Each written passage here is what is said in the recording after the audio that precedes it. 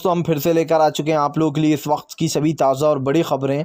एक एक कर कर आपको सारी खबरों की जानकारी देंगे आज देश दुनिया में क्या कुछ हो रहा है। दरअसल दोस्तों सबसे पहली जो बिग ब्रेकिंग न्यूज़ आ रही है, आपको बता दें दोस्तों लगातार जो यहाँ पर मोदी सरकार गिरती चली जा रही। जी हाँ दोस्तों, किसानों का बड़ा ऐलान, 13 तारीख से जो है जंतर मंतर पर अनिश्चितकालीन अनशन पर बैठने की जो यहाँ पर मांग हो रही है। जी हाँ दोस्तों, आपको बता दें इसके लिए जो यहाँ पर एक नोटिस भी जारी किया गया है, इसके बारे में आपको विस्तार से बताएंगे। वहीं पर दोस्तों अगली बिग ब्रेकिंग में हम आपको बताएंगे आम जनता की पिटाई, लेकिन किसान नेता रूल्स तोड़े गाइडलाइंस का तो उनके ऊपर कोई कार्रवाई नहीं। जी हाँ, अब बुरी तरीके से फंस गई दोस्तों मोदी सरकार। आपको बता दें हाई कोर्ट ने जवाब मांगा है, न सिर्फ चुनाव आयोग से बल्कि केंद्र सरकार से भी। इसके बारे में आपको विस्तार से बताएंगे। वहीं पर दोस्तों अगली बिग ब्रेकिंग में हम आपको बताएंगे, जी दरअसल दोस्तों आप लोग बता दें ममता बनर्जी का मोदी सरकार पर और चुनाव आयोग पर बड़ा हमला। बोले हिंदू मुसलमान तो भारतीय जनता पार्टी कर रही थी, हमने तो हिंदू मुसलमान करा ही नहीं शुरू से। जी हाँ, लेकिन उनके ऊपर कोई कार्रवाई नहीं। इसके बारे में आपको विस्तार से बताएंगे। वहीं पर दोस्तों शाहनवाज हुसैन को लोगों ने दौड़ा दौड़ा कर भगाया, भारी बेइज्जती का करना पड़ा बंगाल में सामना। इसके बारे में भी आपको विस्तार से बताएंगे। वहीं पर दोस्तों रोहिंग्या पर सुप्रीम कोर्ट का बड़ा फैसला। बोले फिलहाल बिना प्रक्रिया के जो यहाँ पर म्यांमार नहीं भेजा जा सकता इनको। इसके बारे में भी आपको विस्तार से बताएंगे। वहीं पर दोस्तों अगली बिग ब्रेकिंग में हम आपको बताएंगे, जी हां दरअसल दोस्तों आप लोग बता दें अब मिथुन चक्रवर्ती का बंगाल में भयंकर विरोध। बोले फिलहाल दलाल है ये भारतीय जनता पार्टी का, इसको खदेड़ के यहां से बाहर निकालेंगे। इसके बारे में भी आपको विस्तार से बताएंगे। वहीं पर दोस्तों हिमाचल प्रदेश में कांग्रेस की बड़ी जीत। दोस्तों आपको बता दें 64 में से 29 सीटें जीत ली हैं, और इसका सबसे बड़ा सबूत ये है दोस्तों कि पिछली बार भारतीय जनता पार्टी के पास बहुत सीटें थी, लेकिन अब की बार एक सीट से पछाड़ दिया। आपको बता दें ये इसलिए किया जा रहा है दोस्तों क्योंकि पिछली बार कांग्रेस की हालत खराब थी, लेकिन अब लग रहा है कि कांग्रेस का परचम लहराता वो दिखाई दे रहा है। इसके बारे में भी आपको विस्तार से बताएंगे। तो सारी खबरें दोस्तों एक एक कर देंगे। फिलहाल खैर चलिए बढ़ते हैं सबसे पहली और सबसे बड़ी खबर की ओर। दरअसल दोस्तों आपको बता दें तीनों कृषि कानून को लेकर अब किसानों ने अपनी नई रणनीति तैयार कर ली। जी हाँ दोस्तों, आपको बता दें दोस्तों यहाँ पर जिस तरीके से जो है यहाँ पर यह आंदोलन चल रहा है और जिस तरीके से ये आगे बढ़ रहा है, इसको देखकर एक चीज़ तो है कि फिलहाल ये चीज़ जो है अब आगे बढ़ती ही जानी है। इसको लेकर अब किसानों ने मांग की है कि उनको दिल्ली के जंतर मंतर में बैठने दिया जाए अनिश्चितकालीन के लिए। जी हाँ, आपको बता दें दोस्तों यहाँ पर रामपाल ने जो है एक वो भी दिए है, एक नोटिस भी दिया है वहाँ पर जाकर, यानी कि एक वो लगाइए गुहार के फिलहाल हमें जो है यहाँ पर जंतर मंतर पर बैठने दिया जाए अनशन पर। दरअसल दोस्तों अब किसान नई रणनीति बना रहे हैं। 13 तारीख के बाद से वो अनशन पर बैठना चाहते हैं जंतर मंतर पे अनिश्चितकालीन के धरने के लिए। इसको लेकर दोस्तों आपको बता दें कई लोगों ने जो यहाँ पर अपील भी की है कि उनको धरने पर बैठने दिया जाए।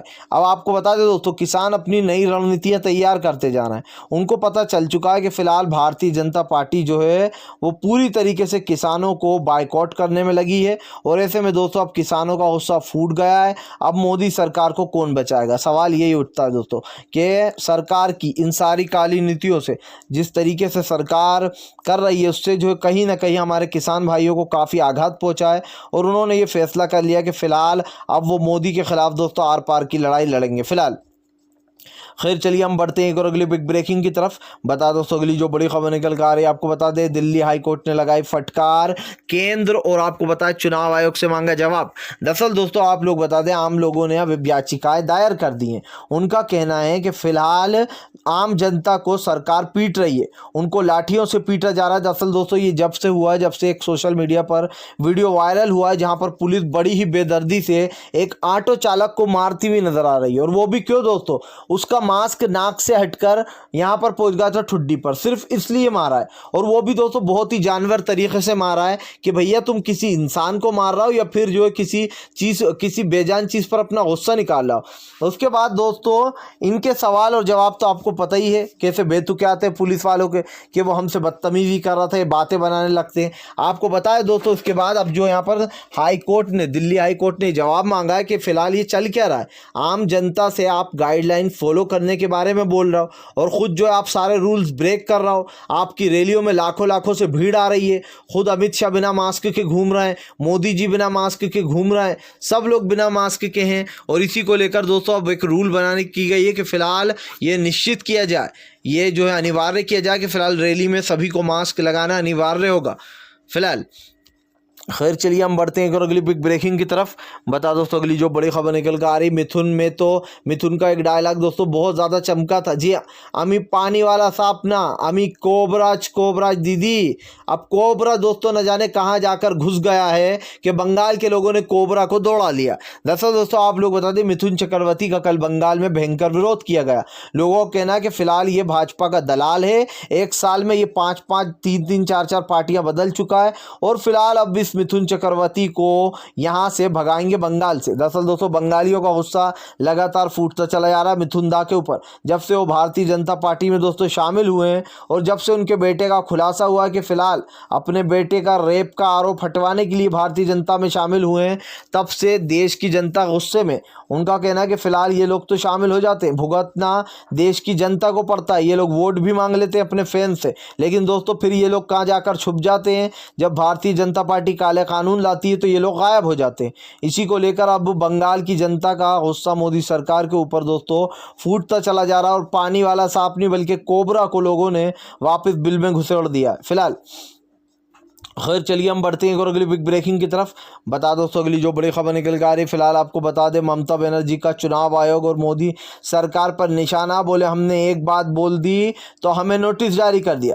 लेकिन जिस तरीके से बीजेपी के लोग शुरू से ही हिंदू मुसलमान कर रहे हैं उनके ऊपर कुछ नहीं। दरअसल दोस्तों ममता बनर्जी ने अल्पसंख्यकों को लेकर एक बात कही थी कि आजकल फुरफुरा शरीफ से एक बीजेपी का एजेंट खड़ा हुआ है जो कि बीजेपी के लोग हजार के कूपन बांट रहे हैं और वो जो फुरफुरा शरीफ का जो एजेंट है वो पैसे लेकर मुस्लिम वोटरों को बांटना चाहता है ताकि भारतीय जनता पार्टी बंगाल में जीत जाए। और ये बात दोस्तों सच है, ये बात सच है, इस बात को झुटलाया नहीं जा सकता कि असद ओवैसी के वोट से भी फर्क पड़ता है जब वो भी वोट काटते हैं। तो अब फुरफुरा शरीफ से जिस तरीके से दोस्तों खड़े हुए हैं इलेक्शन लड़ने को और बहुत कहीं ना कहीं दोस्तों इनडायरेक्टली बीजेपी का सपोर्ट कर रहे हैं, उन्हें बीजेपी से पैसा मिला है, इस बात में कोई शक नहीं है। इसीलिए दोस्तों ममता बनर्जी ने आगाह किया। तो इसमें क्या गलत था कि बीजेपी वाले डकैत हैं वो वोट खरीद रहे हैं, ये बात तो सच है।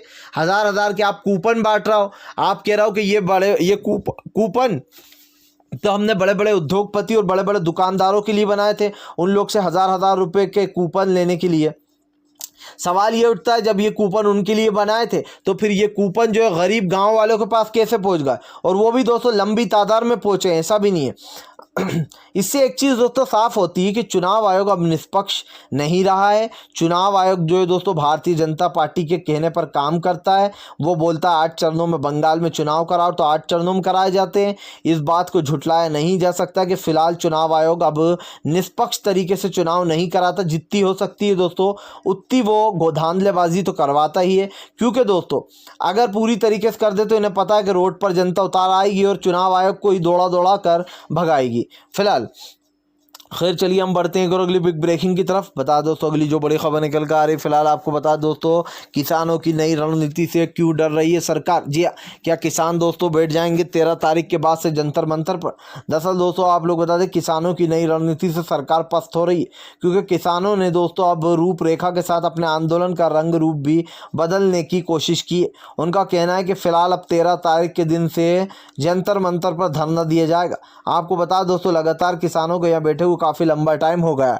सरकार है कि किसानों की बात सुनने को तैयार नहीं है। उधर किसान नेता राकेश टिकैत जो है वो हर जगह महापंचायतें कर रहे हैं, हर जगह जाना है दोस्तों और कहीं ना कहीं लंबी तादाद में पंचायतें हो रही हैं। सवाल यही उठता है दोस्तों कि आज किसानों की तकलीफ मोदी सरकार को दिखाई नहीं दे रही है।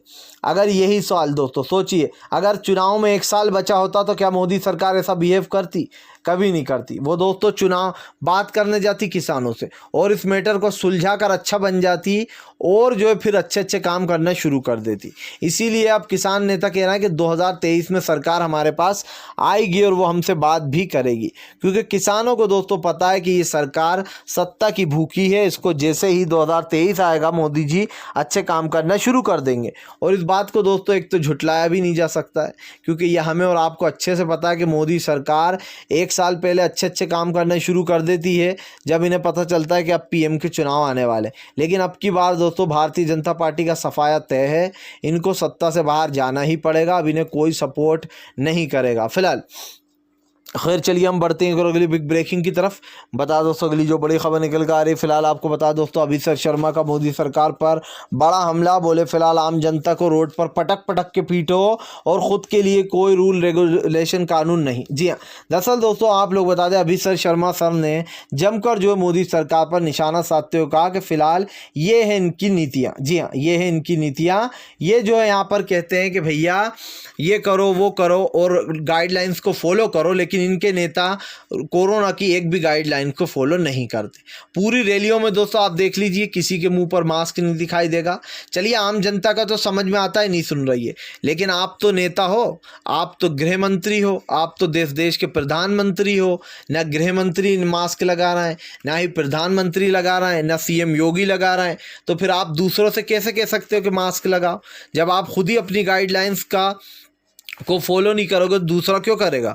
फिलहाल अगर आप भी शांतिपूर्ण ढंग से पीएम की इन सभी गलत नीतियों का दिल से विरोध करते हो और आप मानते हो सरकार एक तानाशाह सरकार है, इसको तत्काल में अपना इस्तीफा दे देना चाहिए, तो इस वीडियो को ज़्यादा से ज़्यादा शेयर कीजिए, लाइक कीजिए और हमारे चैनल को सब्सक्राइब करके पास में घंटी आएगी उसको ज़रूर दबाएं ताकि हमारे हर वीडियो की अपडेट आपको मिल पाए। हम मिलेंगे आपसे नेक्स्ट वीडियो में, तब तक के लिए वंदे मातरम, जय हिंद।